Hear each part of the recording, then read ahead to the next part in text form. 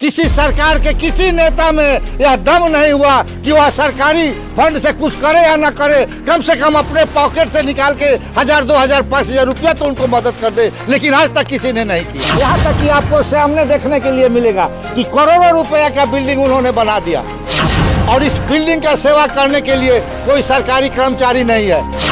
नमस्कार, मेरा नाम है रितेश कुमार। अभी जो हमारी मौजूदगी है लोकनायक की भूमि सिताब दियरा में है और देख सकते हैं जन सुराज के नेता हमारे साथ जुड़ चुके हैं, जो कि अमनौर विधानसभा क्षेत्र के संभावित प्रत्याशी क्या नाम पड़ेगा, राम पुकार मेहता जी हमारे साथ हैं। तो उनसे कुछ जानेंगे और बातचीत करेंगे। और यहाँ के जो आज प्रशांत जी हुंकार भरने वाले हैं जो सिताब दियरा की धरती से, उसके बारे में हम लोग थोड़ा सा पहले सर चाहेंगे कि थोड़ा बताइए।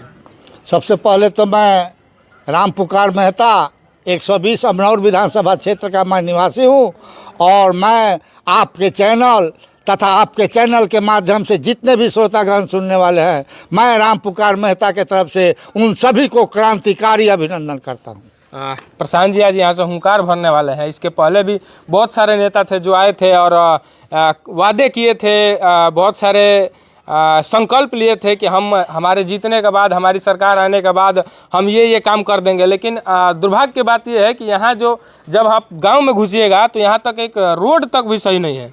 देखिए, ये हमारे जयप्रकाश बाबू के जितने भी अनुयायी लोग हैं, इनके आंदोलन से हमारे बिहार के 3 दिग्गज नेता पैदा हुए, उन सभी ने यहाँ आया है। सभी को ये संपूर्ण क्रांति की अधूरा छोड़ करके जो हमारे जयप्रकाश जी चले गए, उस अधूरा को इन्होंने पूरा नहीं किया। इन्होंने कुर्सी के लोभ में पड़ करके अब सिमट गए। अब इनको अपनी सरकार, अपनी कुर्सी की प्रेम रह गई है। यहाँ इस धरती के जनता से उन्हें कोई मतलब नहीं है।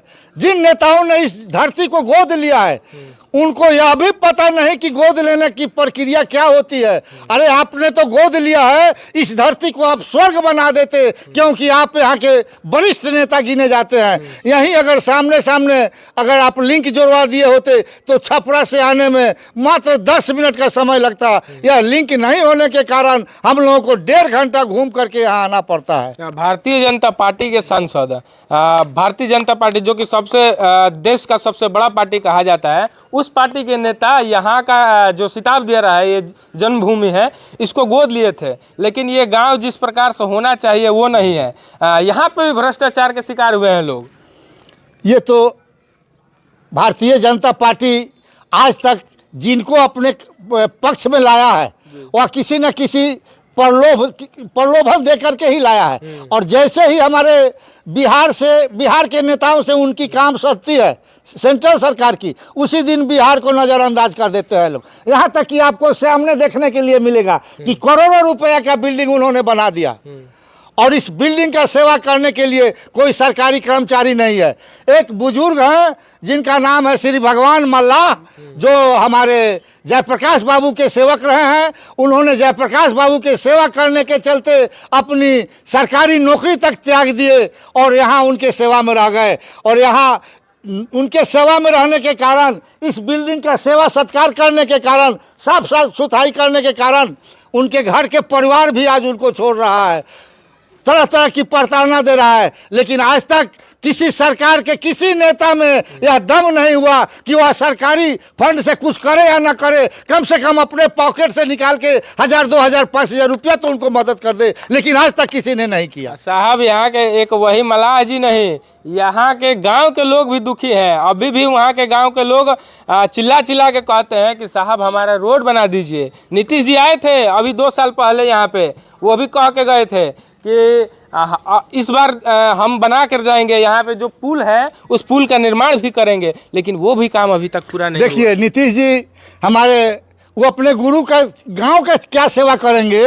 वो अपने गांव में तो काम नहीं किए हैं। वो अपने गांव में सुंदर रोड जरूर बनवा दिए हैं ताकि उस रोड से उनका आना जाना होगा। रोड के बगल में वृक्ष जरूर बना दिए हैं, लेकिन वहाँ उनके गांव की जनता जिस दुख से पीड़ित है, वह माने जाने के बाद पता लगता है। हमारे प्रशांत जी ने जब वहाँ का भ्रमण किया तो गाँव में जाने के लिए भी उनका भ्रष्ट प्रशासन रास्ता में रोक दिया, कहता है कि तुम गाँव में जाने के लिए परमिशन खोल दो। आज तक का इतिहास नहीं नहीं है कि कोई भी नेता किसी गांव में जाए दुख सुख सुनने के लिए तो उनको परमिशन लेना पड़े। यह पहली बार इस नीतीश सरकार में ऐसा हुआ है जो वो अपने गांव में तक हमारे नेता को नहीं जाने दिए।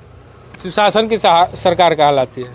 सुशासन, अरे कहने के लिए तो किसी का सरकार कह देंगे, लेकिन उतना भ्रष्टाचार लालू जी के सरकार में गुंडों की सरकार थी, बंदूक के गोलियों पर काम होता था। लेकिन इस नीतीश सरकार में इस अफसरों की गुंडागर्दी चल रही है, जो अपने गुंडागर्दी के कारण हमारे एक एक जनता से लेकर के अच्छे अच्छे विपक्ष के नेता लोगों पर भी यह डंडा चलाया जाता है, अपना दोष दिखाया जाता है।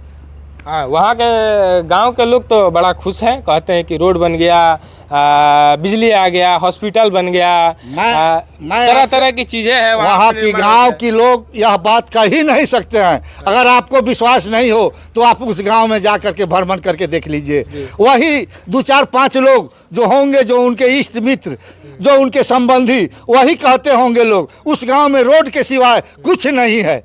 यहाँ तक कि उन्होंने 2 लाख रुपया गरीबी रेखा से नीचे का वादा किया था, वह 2 लाख रुपया भी नहीं दिया।